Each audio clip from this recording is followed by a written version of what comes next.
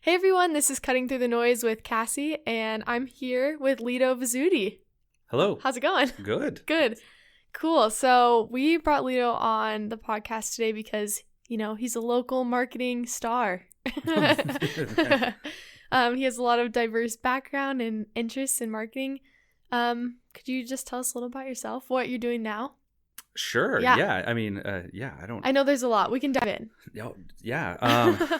So my background is actually not in marketing at all. It's journalism? in journalism and storytelling, which, is something that is translatable to marketing.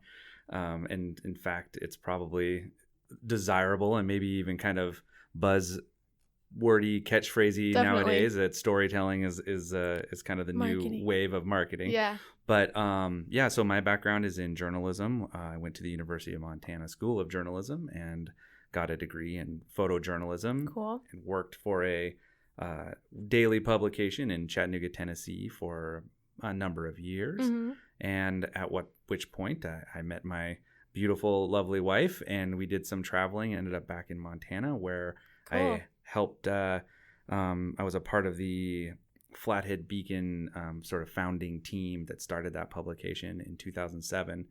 And then in 2014, went to work for myself and with my wife, Jessica. And have been self-employed since then, sort of cobbling together somewhat of a living on editorial photography and editorial writing, and now doing sort of more and more commercial work and marketing work. Yeah, that's awesome. So back when you decided to go into journalism, is that what you always wanted to do? Sure. That's kind of our question. Yeah. I think that I never wanted to not do it. So I don't know if I ever made the choice that this is something that I want to do. I just knew it was something that I didn't not want to do. Yeah, you could handle it as a career. Yeah. And I enjoyed it. With photojournalism, it really opens up doors of, stories that you get into private people's private lives and sort of behind the closed doors. And in order to make the images, you actually have to be there and be in the room. And I liked the intimacy of it, and I liked the challenge of sort of finding ways to capture real life in real time in an artistic way, and using that left brain, right brain simultaneously. Sure. Yeah, that's what they're known for, I think. I enjoyed that. So. Yeah, the journalism school here in Missoula is pretty good. Did you enjoy your time there? Yeah, it's one of the top 10 in the country. Yeah, definitely. I loved that. I loved, more than anything, more than like the learning that happens there. I think the connections and the community that you take with you when you graduate really means a lot to me, and led to a lot of my jobs, and still leading to other connections. Opportunities. I have. Yeah, definitely. So when did you kind of realize what you were doing in journalism was marketing? Or maybe that you could go into marketing? Well, I mean, I have yet to even say that I am in marketing. Okay. Sure. I'm thinking through that question because I think maybe the transition was more along the lines of you're trying to work editorial you're trying to work telling editorial stories. Sure. And I'm doing this out of Missoula, Montana. I'm not in New York. I'm not in LA. I'm not in California at all. I'm not in some of those big hubs of availability of freelance or where sort of the larger firms are or agents are. So trying to do that in Montana, it takes a lot of work. We go to New York. We used to go a couple times a year. We're doing it about one time a year now, to meet with editors, to meet with magazine editors and newspaper editors, sell stories, pitch stories, try to remind people that you exist out here. Right. And it's a lot of work, which I enjoy. It's hard work, marketing yourself, pitching yourself. So maybe that was sort of my first foray, I guess, into marketing, was really trying to win over the hearts of the editors out there that to hire me to make sure that I'm the top of when the New York Times needs a Montana photographer. There's a few folks in Montana that they can reach out do that. Yeah. And I'm excited that I've been among those Yeah. folks. And it takes a lot of personal It doesn't marketing. just happen. Right. Yeah, definitely.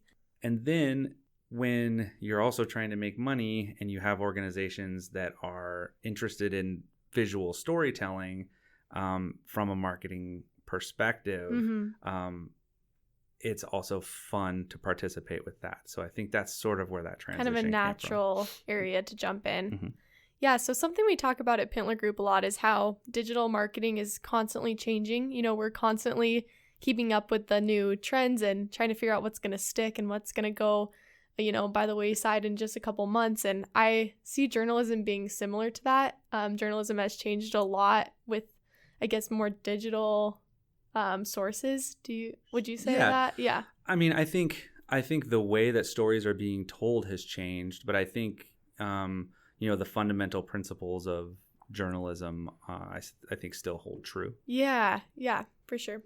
So one thing that we really enjoy working with you on is video and photo brainstorming. We just did a lot of that in the meeting we had before we recorded this episode, which is a lot of fun. Kind of in media right now, there's an overwhelm of anybody with an iPhone or a smartphone taking video, photo. I guess if someone were to want to start marketing for their company in a photo or video aspect, are there any types of equipment that you think you would recommend for someone just getting started that wants to produce quality content but, doesn't have the maybe bank account for big scale projects yet? Sure. I might be the worst person to ask about gear okay. because I just don't I don't put a lot of time or effort into the gear. Yeah. However, I always say gear is like pots and pans. It's like you can spend a lot of money on pots and pans, and it doesn't mean you can cook. But if you do know how to cook and you can buy a nice pot or pan, it can make a difference. Sure. So, I think it just depends on what you're marketing. It depends on what you're trying to produce to get out there, who your demographic that you're trying to reach is. I think that there's nothing wrong with using your phone. I mean, phones they shoot great videos, they shoot great still photos. And whether you're using, a larger gear or your cell phone, I think it's important to have a tripod. Whether you're interviewing yourself, or interviewing others, some sort of microphone that is decent. I have a lapel, just a tiny little Sony lapel mic that plugs right into my phone. Sure.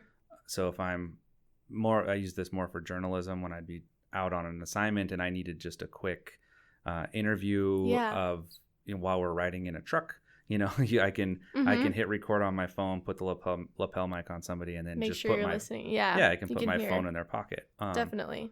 So tripod, a decent microphone, and then grow from there, I guess. Definitely. That's a good place to start. Yeah, for sure. So kind of on the same lines, we have a question that we like to ask a lot of our guests when they come on this podcast. If you had, let's say, $100 to promote an event, where do you think that money would be best well spent? Oh, like on what?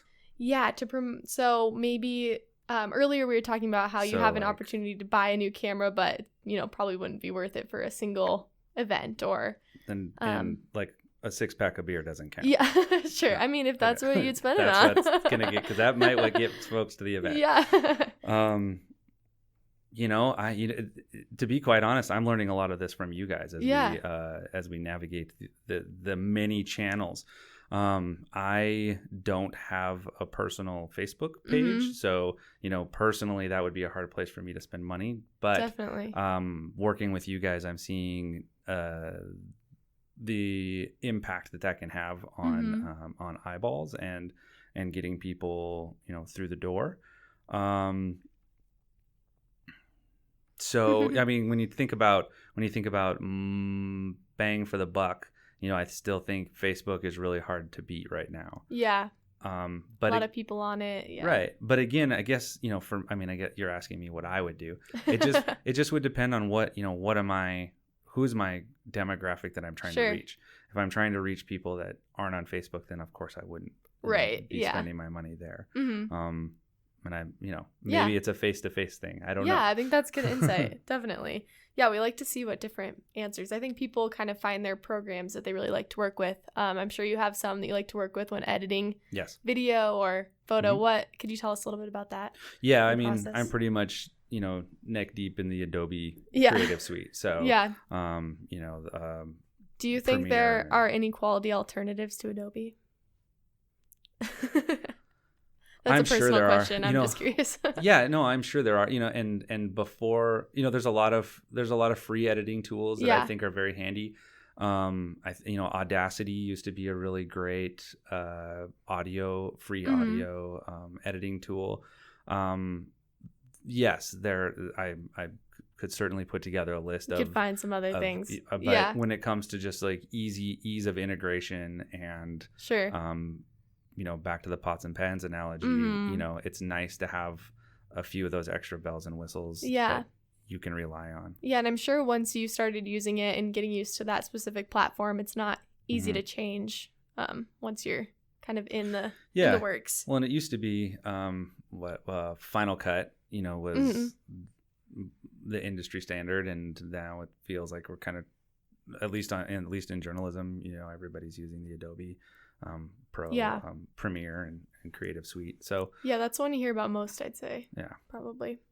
So being self-employed, you kind of have a unique work situation. You work at a co-working space in town. Is that true? That's new. Yes. Yeah. So recently I started doing co-work, which was nice. I have a home office too. Yeah. And I worked very well in the home office for, I would say, a number of years. Sure. And then I just recently found myself sort of mentally having a hard time staying on task. Doing a little bit more of the digging into life around me as far as dishes or cleaning or things like that I felt like I needed to not just remove myself, but sort of give myself a brain, a wake up. It's kind of a reset. New space around you always helps reset. So that, yes, I enjoy that. But, I find, honestly, to be honest, anymore, and the more and more marketing I do, the less this is true. But if I'm sitting at a desk or if I'm, behind a computer, I'm not really doing the work I love. So I want to be out, creating and making images and creating stories. So having that space to go is nice to have, but you'd rather be out on the field and I would. I'd rather be outside. Yeah. I don't blame you. That's how a lot of people feel in Montana, I think. Yeah. Cool. So at the co-working space, have you met a lot of other interesting people? It seems like, from my experience, a lot of marketing or digital creative people work in co-working areas. Yes, I would say around me. And as the demographics of Missoula shift too, again, I haven't. This is my first time at a co-work, working, being a member of a co-work space, but you see a lot of computer programming, you see a lot of commuting. You see a lot of folks that are new to Montana or new to Missoula that don't necessarily work for companies based in Missoula. So I think that's interesting and that's new. And I'm meeting some people that have some really interesting jobs and are doing cool stuff. And that's really neat. You hope that, that's back to that self-promotion, all of those connections you make, you never know. We used to laugh because we'd work for a week, sitting in our office and staring at a computer and be like, man, I'm just not feeling creatively jazzed, and I'm not meeting people, and I'm not coming up with these story ideas or whatever. And then we'd walk down to the coffee shop and work for a day in the coffee shop, and you'd meet 10 people, and you'd come up with 10 cool stories, and you'd come up with 10 different points of communication, and just so sometimes just being around people has something is empowering. So the way that we work with you here at Pindler Group is through Scouts, BSA Montana Council. What do you do for them? Yet to be, every day can be a little different.